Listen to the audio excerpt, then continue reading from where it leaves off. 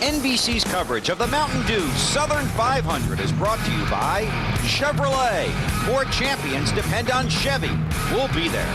By Budweiser. The best things in life are the things that are true. Budweiser. By Napa Auto Parts. Napa. Get the good stuff. And by Little Debbie single-serve snack cakes. Perfect when you're on the go. Unwrap a smile today.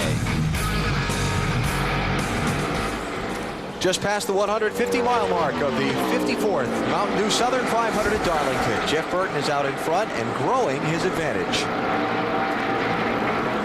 A little bit over 3.5 seconds in front of Ryan Newman, Bill. And Ryan Newman's car is just too loose. Was loose off of 4. Now it's too loose in the middle of 1 and 2. They're going to make a chassis adjustment, but they might have a little bigger problem. This was Ryan's radio a moment ago.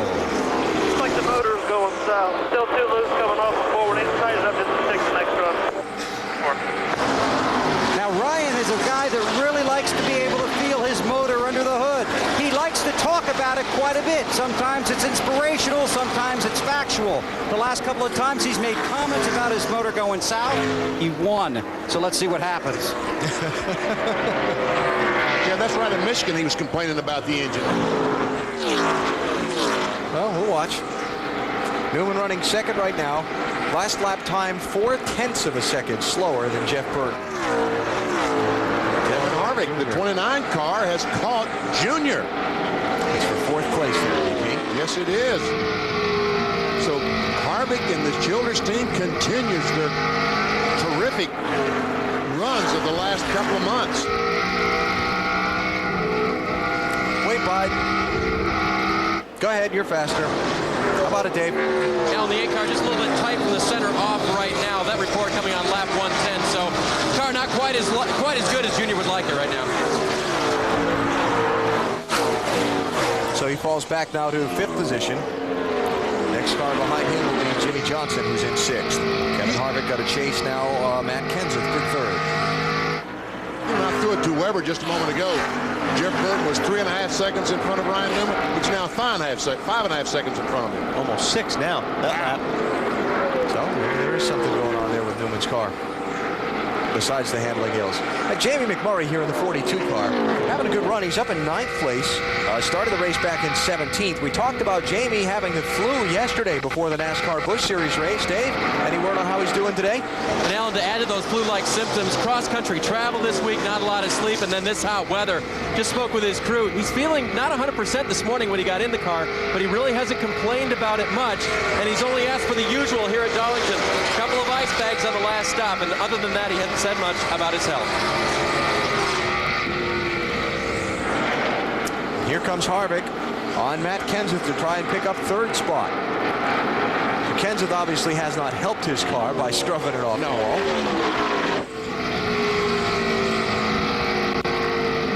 Looks like Harvick is just going to drive by the 17 car. Yeah, I think the 17 car is going to give him plenty of room and space. And there again, it's just hard to run. You run side by side around here, especially off the corners. The guys that are coming up behind you make a lot of ground on you.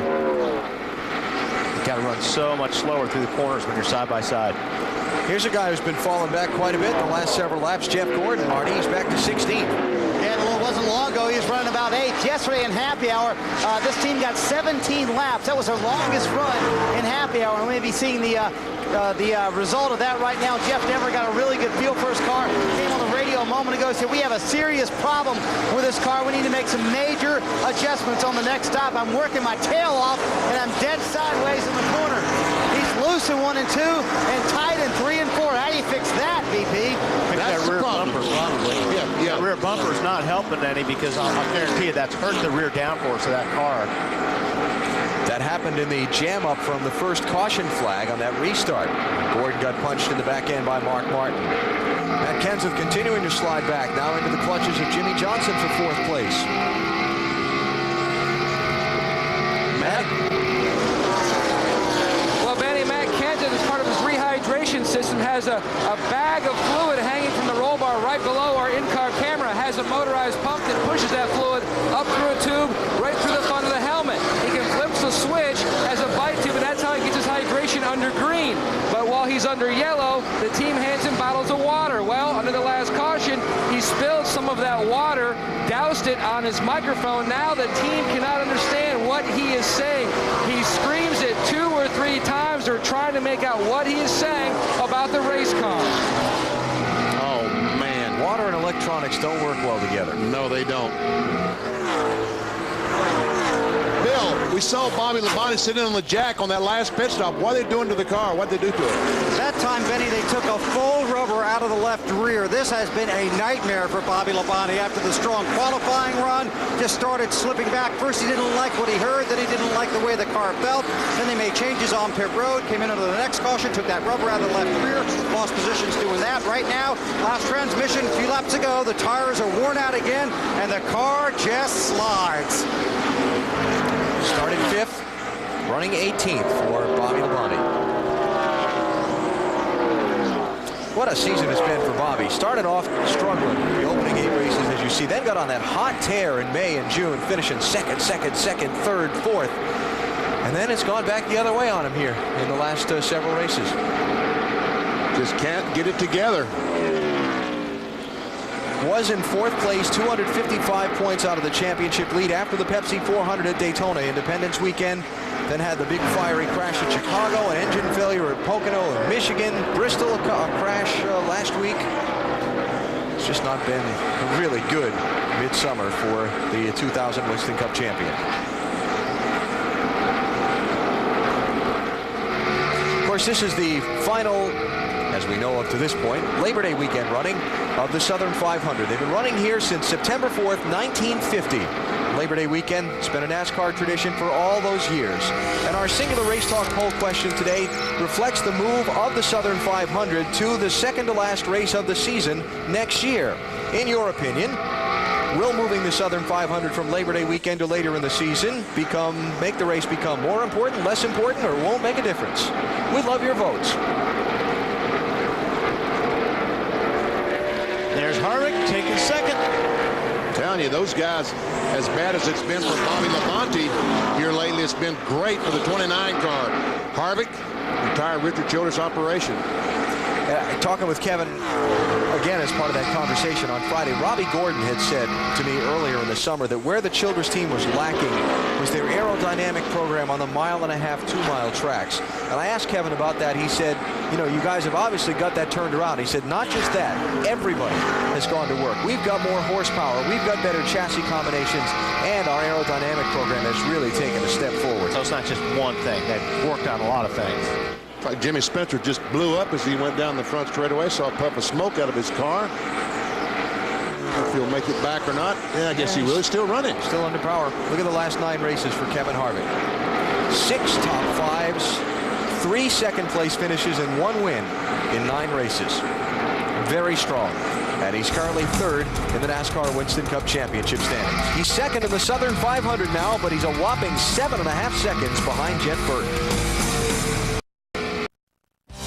USA Today is the place for a comprehensive look at motorsports. Get all the latest results, standings, and features to keep you up to date with your favorite teams and drivers. I love that pullout on this Friday's USA Today about the Southern 500. NASCAR racing. Jeff Burton is going to love reading the headlines tomorrow morning if his day continues to go as it is now. He's out in front by 8.9 seconds over second place Kevin Harvick. Long way to go. Long way to go. Did I say it's a long way to go? See Mark Martin behind him back on the track after being involved in an early accident. Mark is 61 laps down in 37th place. Couldn't be a long afternoon for him. Not having any fun. And he's got most of his fenders on. Yeah. Got some other guys out there like Michael Waltrip and Rusty Wallace without any front fenders that are going to be out there limping around all day. It's all going Jeff Burton's way so far today here at Darlington. He has led now on 2 different occasions for 38 laps, led for just 1 lap after a restart, and then moved up and took the lead away from Matt Kenseth, with Kenseth hit the wall leading in turn 1 at the beginning of lap 108. Yeah, here's some of the guys that were involved in the early scrums. We talk about aerodynamics and how important it is. Not. I wouldn't want to hit anything either with that thing now. No, he's leading with his radiator. Just joining us, a crash back at lap 6 involving a half a dozen drivers.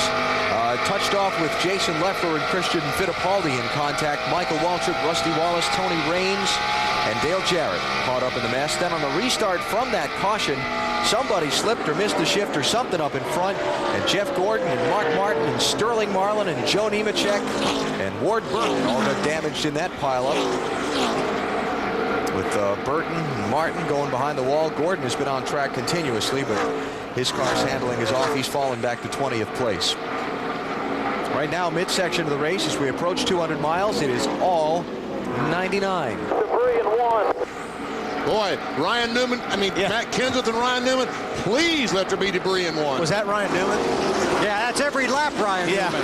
Yeah, I'm sure he's looking for debris anywhere he can right now. He wants a yellow bad. Dave? Alan, Jimmy Johnson may be the only realist. He said, it's just tape. Yeah, right. Depends where you are, right?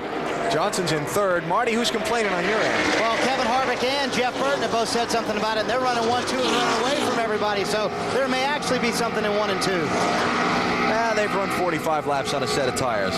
Who's in the chorus on your end, Matt? Well, of course, the championship point leader, Matt Kenseth, would love to hit pit road to try to fix that right side. Just to take a look at it, he's saying there is debris, there is debris. I have seen it, trust me.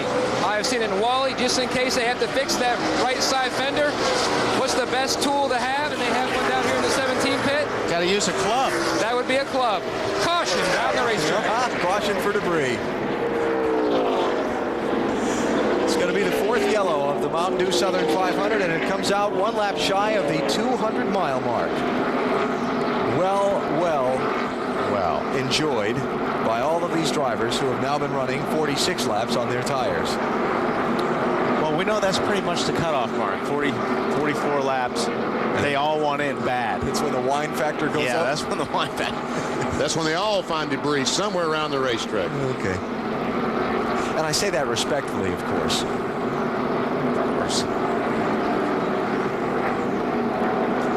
So, good break here for Matt Kenseth, whose team gets its first up-close look at his car since he bounced it off the wall leading at lap 108. And a big break for Jeff Gordon and Bobby Labonte and some of the other guys slipping back through traffic in danger of being overtaken and put a lap down by leader Jeff Burton.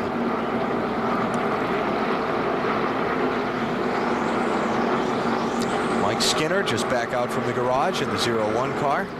After he bounced off the wall a little bit ago, he's 48 laps down in 35th place. See Rusty Wallace, his wounded car, Dale Jarrett's wounded car.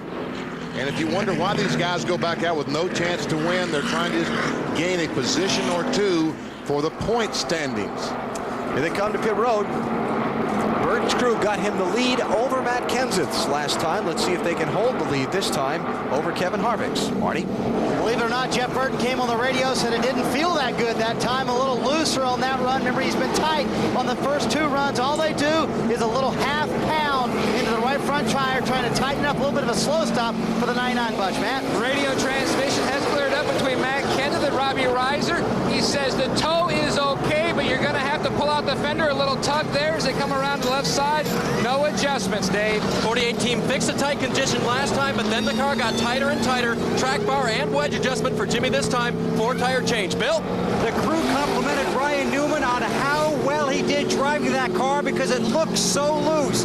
Major chassis adjustment, 4 tires and fuel. He's on his way. Marty? Well, I guess Kevin Harvick's description of his car being wonderful was a kind of accurate description. A little bit loose in. They put 1 pound in the right front for Harvick, 3rd place man in the championship, looking very strong. Nice stop for those guys. Was it he called his car wonderful? He's going to call his crew wonderful after that pit stop, because as we check the pit exit camera, you're going to see the 29 come out first. Good job, guys. By a bunch, too. 1 Mississippi, 2, that is That's a bunch. A lot. Jimmy Johnson. Yeah, okay, I know it's a slow motion camera. Give me a break. 200 miles into the Southern 500. I tell you, I get no respect.